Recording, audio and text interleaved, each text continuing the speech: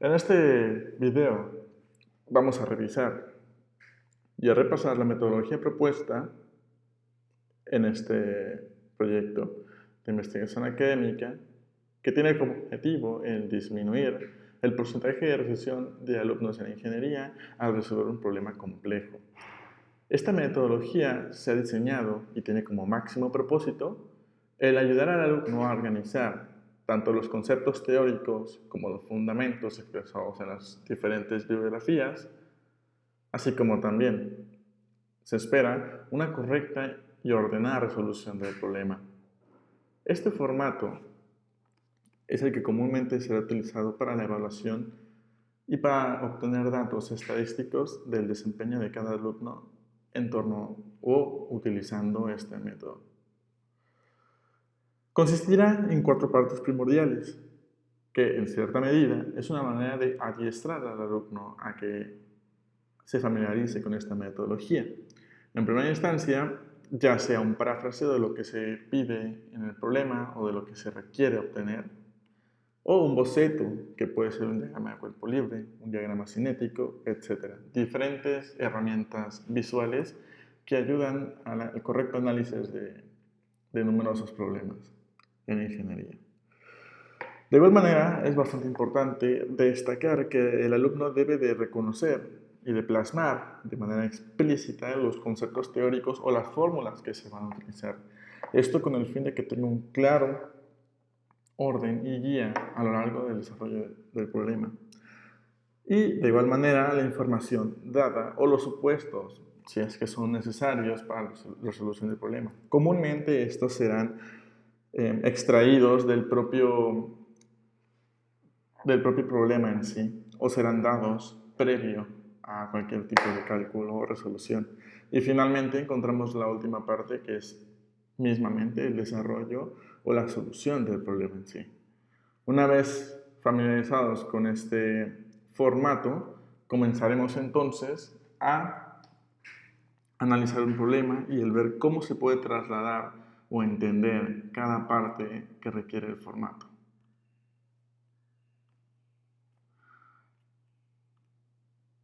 Ahora podemos ver el siguiente problema. Evidentemente es un problema de estática y en este caso es un problema que toca el tema o que se basa en el tema de momento respecto a un eje específico.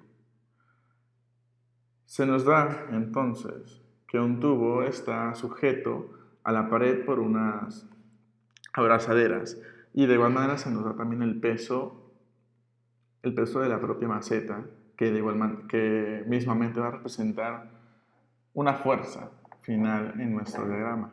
Y también se nos pide determinar la magnitud del momento producido por el peso de la misma en torno al eje OA, que en este caso es el eje específico, eje OA. Bueno, en esta primera sección se nos pide parafrasear qué nos pide el problema. Y evidentemente existen muchas maneras de interpretar un enunciado. Sin embargo, se espera ser lo más concreto y de igual manera claro posible, evitando así que divaguemos en vocabularios o tecnicismos que hagan difícil la correcta interpretación. Es recomendable mantenerlo claro, simple y correcto en todo sentido, sin provocar ninguna falla o malinterpretación de un fundamento teórico. Y bueno, un parafraseo correcto en este caso se empieza por describir qué es requerido del problema. En este caso, bueno, está explícitamente detallado que se requiere obtener el momento generado por el peso de la propia maceta en el eje OA. Y de igual manera se agrega un pequeño fundamento teórico para poder validar el procedimiento que se realizará a continuación. En este caso se optó por hacer una breve definición de lo que está sucediendo, que es: cabe destacar que el momento respecto a un eje específico es una cantidad escalar y que su dirección será establecida por el eje OA. Entonces, de igual manera, se toman los supuestos o se detallan de manera textual en nuestro parafraseo. ya que se nos había mencionado que habían dos abrazaderas que, bueno, en este caso impedían no tener una reacción de momento. De igual manera, se había comentado que era bastante útil el realizar un diagrama, ya sea de cuerpo libre o el que el problema requiera, para poder ayudarnos a tener un mejor análisis y comprensión desde una perspectiva más gráfica o visual. Tenemos aquí entonces nuestro diagrama de cuerpo libre. Es recomendable mantenerlo simple y evitar detalles innecesarios en nuestro diagrama o que puedan confundirnos. Hay que recordar que debido a las abrazaderas hay y existen reacciones de momento. Es decir, impide que se rote en este sentido, por ejemplo. De igual manera, otra cosa importante en un diagrama de cuerpo libre es mismamente describir o definir de manera correcta todas las fuerzas externas que actúan en el cuerpo. En este caso, nuestro cuerpo es la barra misma y la fuerza externa, y en este caso única fuerza externa, es el propio peso. Posteriormente, mediante análisis estáticos, podremos determinar entonces qué otras fuerzas o qué momentos son generados. Y bueno, otra parte fundamental es el establecer de manera correcta los conceptos teóricos o fórmulas que nos serán útiles tanto para la correcta comprensión del problema como para su óptima resolución.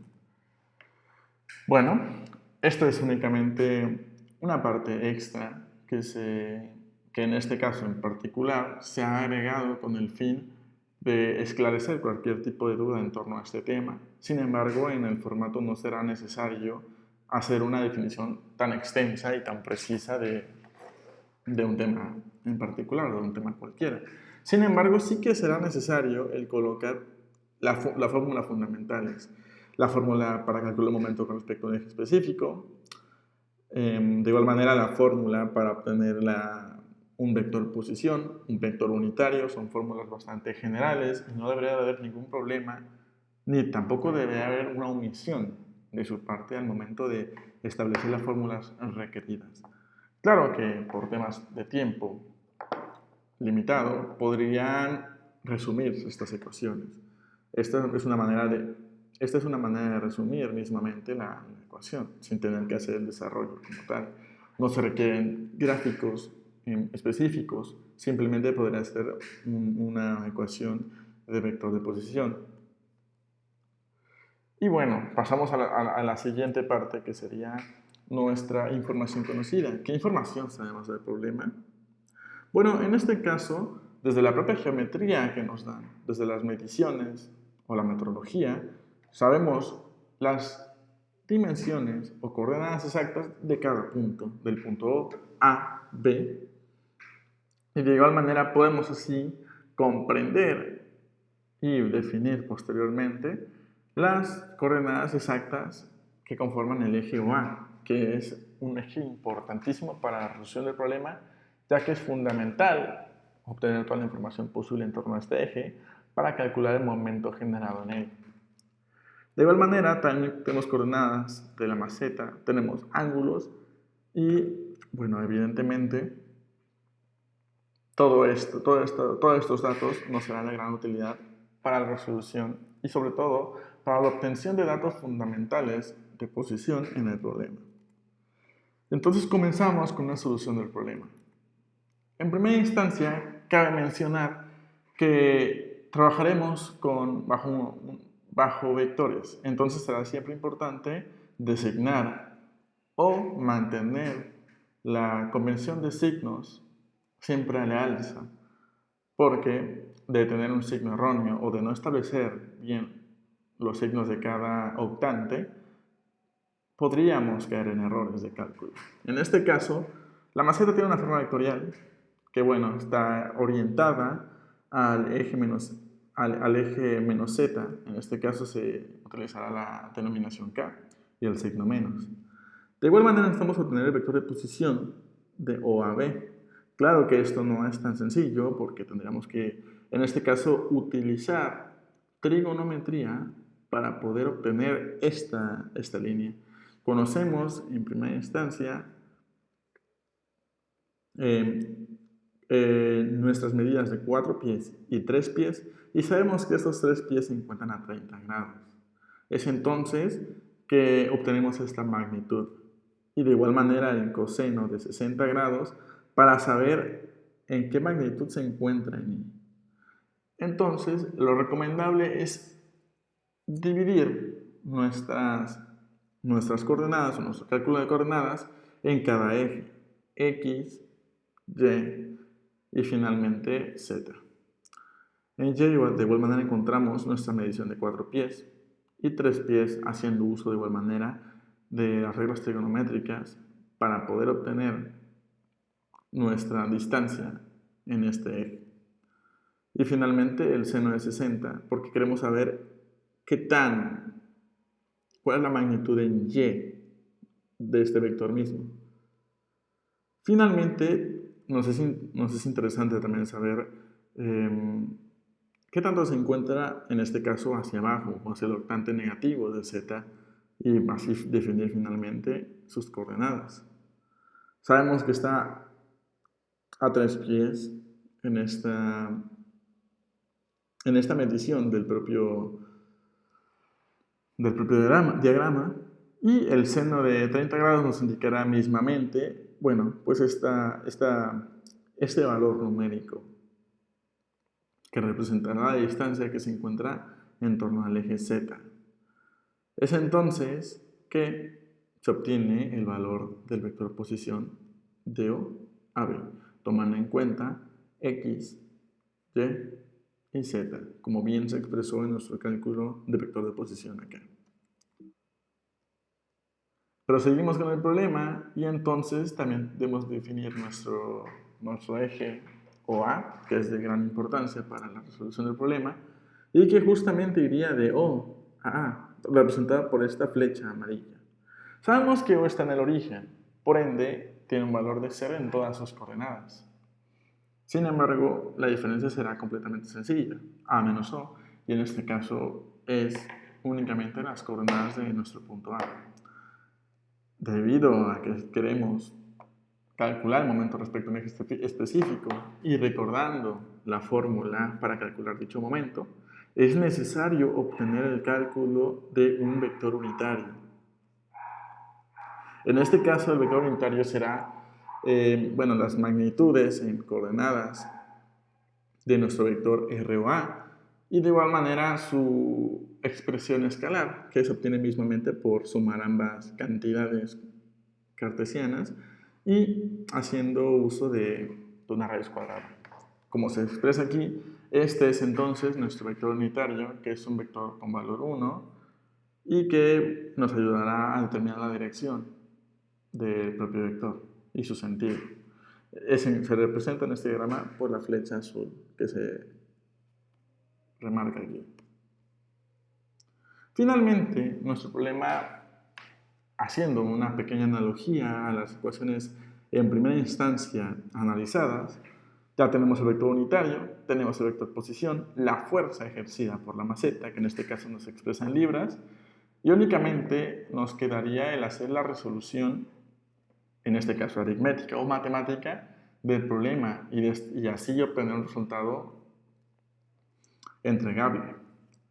Para la solución mismamente colocamos todo dentro de la matriz, nuestro vector unitario que previamente calculamos, nuestro vector de posición O a B, que reitero, este vector de posición es importante haberlo obtenido porque para obtener el momento respecto a un eje específico siempre será de vital importancia el poder contar con un vector que toque un punto del eje específico, en este caso O, ya que OA se encuentra de igual manera definido también por O, y un punto de la fuerza que coincida con algún punto de este eje específico. En este caso, no podíamos definir este punto porque este no es el punto B, y tuvimos que hacer un punto o un vector de posición de O a B, ya que en este caso B es un punto de acción de la fuerza, y de igual manera el punto O es un punto de acción del eje en específico. Ya contemplado ello, ingresamos de igual manera este vector posición OB y finalmente la fuerza que ejerce el peso de la propia maceta sobre nuestro eje OA. Hagamos las cantidades, no tenemos ningún valor en nuestro eje Y, así que mismamente se pone 0. se colocan los valores pertinentes bueno, cabe destacar que nuestras matrices, como bien se menciona acá, aquí eran las X, Y y Z. Es importante seguir este orden, ya que no seguir esta convención, a pesar de que no se imposibilita el cálculo, sí que se tendrán que tomar otras medidas para adaptar esta matriz. Claro que esas medidas tendrán que ser definiciones complejas y regularmente requerirán un análisis innecesario. Por ende, se recomienda seguir esta convención. Bueno, se colocan todas las fuerzas en cada eje. En este caso, bueno, el vector de posición y la fuerza que únicamente actúa en menos K. Se calculan, como bien se expresa en esta parte de la ecuación, cada magnitud escalar y finalmente nos damos cuenta que únicamente habrá un resultado escalar, y eso es por la propia definición de este tópico en estática. Ya tenemos nuestro resultado y de esta manera podemos concluir este video tutorial, el cual era una guía paso a paso, tanto de la resolución de este problema como de la aplicación y de igual manera familiarización con esta metodología de resolución de problemas en ingeniería. Agradezco en demasía su atención y les deseo un excelente día.